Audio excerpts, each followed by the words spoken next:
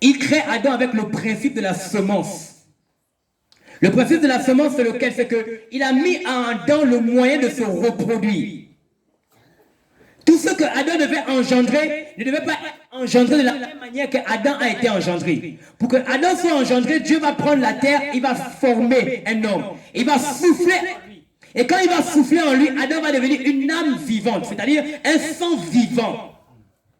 Et maintenant, le principe de bénédiction que Dieu accorde à Adam, il dit à Adam, multipliez-vous et remplissez la terre. C'est Adam qui se multiplie, ce n'est pas toi qui te multiplies. Donc la multiplication est la bénédiction ou la malédiction d'Adam. Parce que cette multiplication-là sort de lui. C'est le principe que Dieu lui a donné pour se multiplier. En d'autres termes, si toi et moi on est là, nous sommes la malédiction ou la bénédiction d'Adam. C'est pas que tu commences à comprendre quelque chose. En fait, tu ne comptes pas. En réalité, quand on nous regarde, ce que Dieu voit, c'est Adam. Il ne voit pas Chantal. Il ne voit pas Monique. Il voit Adam. Adam s'est multiplié au travers de nous. Donc quand tu te poses la question, Seigneur, c'est injuste. Ce n'est pas injuste. Il était tout à fait normal que Adam ayant péché, tout ce qui se multiplie de lui soit maudit. C'est lui qui subit la malédiction. Que le Seigneur nous inspire. Adam et Ève ont conçu des enfants, la Bible déclare, à leur image et à leur ressemblance. Mais quand Adam est né, la Bible déclare que le Seigneur, le Père, le Fils et le Saint-Esprit se sont assis. Ils ont dit, faisons l'homme à notre image et à notre ressemblance. Et quel devait être le principe par la suite pour Adam d'engendrer? Adam devait connaître Ève et il devait engendrer. Et il devait engendrer des hommes à l'image et à la ressemblance de Dieu. Adam et Ève étaient appelés à engendrer des hommes et des femmes à l'image et à la ressemblance de Dieu. Mais avant qu'Adam ne connût Ève, il y a eu un événement qui s'est passé. Le serpent s'est introduit dans le jardin. Et sachant que le sang, dans le principe du sang, il y a la transmission, il y a le transfert, il a donné à Ève un aliment. Le fruit d'un arbre. Et quand elle a mangé le fruit de cet arbre, son sang a été infecté. Tout ce que vous mangez, le sang récupère ça et transmet ça dans tout votre être. Donc quand elle a mangé, le poison est entré, a été transmis dans tout l'être. Ça allait jusqu'aux entrailles, jusqu'aux reins. Et alors, tout ce qui était appelé à être une bénédiction pour Adam et Ève est devenu une malédiction, c'est-à-dire nous, vous et moi. Nous sommes la malédiction d'Adam et d'Ève. C'est la raison pour laquelle nous subissons tout ce que nous sommes en train de subir. Donc à la question de savoir, Seigneur, c'est pas moi. En fait, il n'est pas question de toi ici. Parce que Dieu ne vient pas te restaurer toi, mais Dieu vient restaurer le premier Adam. Dieu ne te connaît pas. Dieu ne nous connaît pas. Dieu connaît Adam. Et nous ne sommes que le résultat de Adam. En ce sens que je vais faire ça comment? Est-ce que ça va tenir cet exemple-là? On me voit à l'école. Je ne fais pas les études. Demain, je ne travaille pas. Je vais me plaindre des études. Je vais dire que les études sont mauvaises. C'est moi qui ai refusé d'apprendre. En fait, c'est ça la réalité. Pour dire quoi? Que toute notre espérance se trouve dans le fait que Dieu décide, par sa grâce, de racheter Adam et de créer au travers le second Adam une nouvelle génération. C'est pourquoi sur la terre, Dieu ne connaît que deux hommes. Adam, le premier Adam et le second Adam. Et le premier Adam a engendré, le second aussi a engendré. C'est pourquoi quand Dieu te regarde, il ne te voit pas toi, il voit Jésus. Quand le sang de Jésus coule au-dedans de toi, Dieu ne te voit pas toi, mais il voit Jésus. Attends, qui a satisfait la justice de Dieu ici là? Qui peut satisfaire la justice de Dieu ici? Mais quand Jésus a satisfait la justice de Dieu, la Bible déclare que nous aussi nous avons satisfait la justice de Dieu.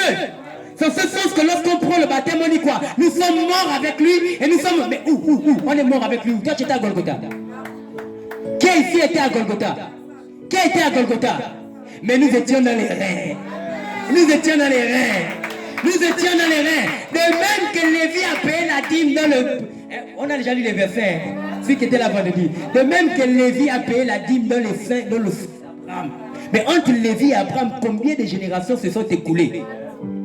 Dieu regarde Abraham. C'est pourquoi il dit dans un verset, regardez, portez vos regards vers le rocher duquel vous avez été taillés. En parlant d'Abraham. Nous avons été taillés du rocher des âges. Celui qui était dans le désert, qui accompagnait le peuple lorsqu'il sortait de l'Égypte. Ah, tu n'as pas compris quelque chose. Jésus était déjà là dans le désert avec son peuple. Et donc, il n'est pas question de ta petite intelligence, de ton petit travail, ta femme, ton mariage. Non, le problème de l'humanité concerne deux hommes et leur descendance.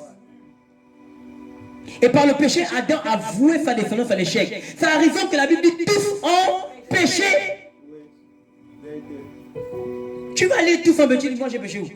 Tous ont péché parce que c'est en Adam qu'on était. Et nous sommes le résultat d'Adam. Notre existence n'a pas le sens sans Adam. Parce que sans Adam, tu ne serais jamais là. Toi qui tu manques de respect à ton père, à ta mère à la maison. Si ton père et ta mère n'avaient pas dormi ensemble, tu devais être là. Et aujourd'hui, tu joues les belles filles. Parce qu'on te drape dehors, tu joues les belles filles, tu manques de respect à papa, maman, tu rentres la nuit.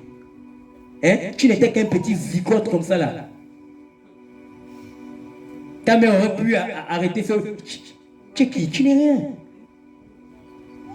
Les enfants qui ont la tête dure là. Un jour j'ai réalisé ça, j'étais là, j'ai dit, ah, Seigneur, mais je ne suis rien. Tu fais la bouche à papa et maman. Si papa et maman n'avaient pas décidé de dormir ce jour-là, le gunda que tu fais là, tu ne l'aurais jamais fait.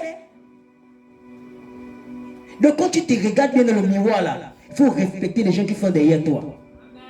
Il faut respecter Adam. Il faut respecter Jésus.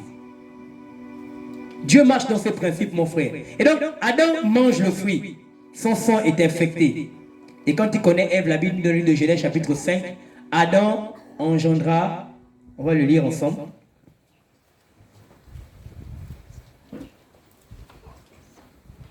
Je veux lire. Genèse chapitre 5. Voici le livre de la postérité d'Adam. Lorsque Dieu créa l'homme, il le fit à la ressemblance de Dieu. Il créa l'homme et la femme. Il les bénit et il les appela au nom de lorsqu'ils furent créés. Adam, âgé de 130 ans, engendra un fils à sa ressemblance et à son image. Adam a engendré un fils à sa ressemblance et à son image. Ce n'était pas l'image de Dieu, ce n'était pas la ressemblance de Dieu, mais c'était le sang d'Adam qui avait été infecté par la souillure, la désobéissance de l'arbre de la connaissance du bien et du mal. On dit bien connaissance du bien et du mal, mais Dieu a dit quand même que c'était mauvais. Donc le bien que toi tu penses qui est bien là, c'est mauvais. Dieu, ce que Dieu appelle bien, ce n'est pas ce que nous appelons bien. Ce que Dieu appelle mal, ce n'est pas ce que nous appelons mal. Aux yeux de Dieu, le bien, c'est toute autre chose. Mais à nos yeux, dans notre manière de vivre, le bien que nous connaissons, c'est le résultat de l'arbre de la désobéissance. L'arbre du péché. L'arbre qui a banni l'homme de ce monde. C'est la raison pour laquelle la Bible dit que nous ne connaissons rien. Dieu a confondu l'intelligence de ces hommes. Quelle intelligence? L'intelligence souillée par la désobéissance d'Adam et Ève. Frère, on n'est pas intelligent, on ferait mieux de s'asseoir et de nous laisser instruire par le Saint-Esprit.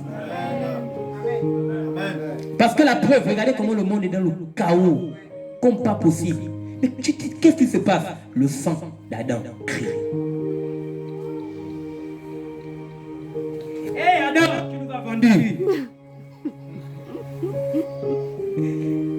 Mais je pose la question de qui pourrait prendre la place là-dedans, dans le jardin, ce jour-là? Qui parmi nous peut lever la main et dire, si j'étais Adam dans le jardin, je n'aurais jamais mangé? Qui? Montrez-moi cet homme, que je me prosterne devant lui. C'est un Échira? C'est un Pounou? C'est un gars d'Indendé, 9 août? Qui parmi nous ici ce soir pouvait prendre la place d'Adam? Puisque nous nous posons la question de oh Seigneur, Adam, j'aimerais te mettre dans ce jardin à cet instant, à côté d'Ève. Toi-même, ta Ève là, elle te fait plus que ce qu'Adam a subi. Hein? Tu es là comme un mouton, c'est bon. Elle t'entraîne, c'est bon. Elle amène l'argent à la maison. Toi aussi tu manges, tu ne sais pas d'où vient l'argent. Hé, Adam, Adam, tu manges l'argent que ta femme allait coucher avec quelqu'un d'autre. Ah, les Adam d'aujourd'hui là sont pires que l'Adam. L'argent rentre à la maison, tu ne sais pas d'où ça vient. La fille t'amène les sacs de riz. Hé ma fille, hé maman, tu manges quoi? Les sacs de riz du péché. On va ça chez le Mauritanien, là-bas c'est écrit riz péché. Les cotistes de la souillure.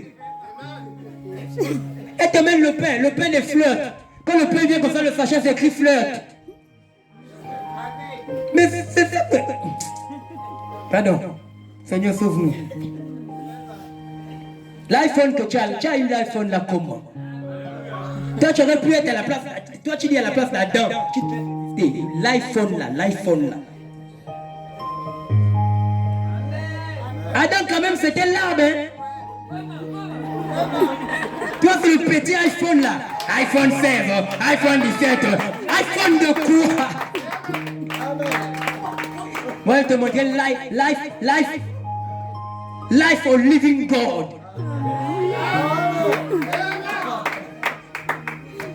Toi-même, tu sais tout ce que tu as fait, toi là, tu sais. On ne va pas parler ici, là, tu sais. Et tu vois, Adam, qui pouvait? Personne ne pouvait. C'est la raison pour laquelle, lorsque Adam a péché, je vais aller très vite. Lorsque Adam a péché, dans le principe du prototype, Dieu a su que là, c'était mauvais. Et dans sa justice, il devait foudroyer Adam, net. Mais comme la Bible déclare Dieu est lent à la colère et riche en miséricorde, il a dit non, il faut que je trouve une solution très rapidement. Il a vu un animal qui est passé, il a attrapé l'animal, il a tué l'animal, il a pris le sang, il a couvert Adam. Adam avant ça lui-même avait pris les feuilles de figuier. Et il s'est caché. Lorsque la voix de Dieu a retenti, les feuilles de figuier ont explosé. Il s'est retrouvé tout nu. Parce que les feuilles de figuier n'ont pas de sang. La sève, d'un certain point de vue, c'est pas le sang en fait. Et il fallait pour être couvert qu'il y ait du sang. Parce que sans effusion de sang, il n'y a pas de pardon pour les péchés. Et donc d'une certaine manière, Dieu a fait couler le sang pour les couvrir. Mais le sang que Dieu a fait couler, c'était le sang d'un animal. Entre-temps, Dieu avait dit à Adam, tu vas dominer sur les animaux. Et donc, ce qu'on domine ne peut pas nous apporter la protection. C'est la raison pour laquelle lorsque Dieu a immolé l'animal, l'animal n'a pas su faire en sorte qu'Adam soit totalement racheté. Mais l'animal a seulement couvert Adam pour un temps. C'est alors que Dieu a établi dans le jardin d'Éden le principe de la loi de Moïse. La loi de Moïse voit son jour dans le jardin d'Éden. C'est là qu'a commencé le principe de la loi de Moïse. Dieu lui-même a été le premier souverain sacrificateur selon l'ordre de Melchisédek.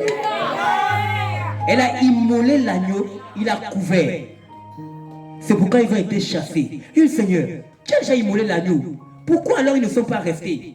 Ils ne sont pas restés parce que le sang qui a coulé était le sang d'un animal. Le sang d'un homme, pour le racheter, il faut le sang d'un autre homme. Le sang d'un animal, il faut le sang d'un animal. C'est alors que Dieu va chasser Adam et Ève. Pourquoi il les a chassés? Et il a permis maintenant tous les différents sacrifices que vous voyez, parce qu'il était en train de préparer un autre prototype.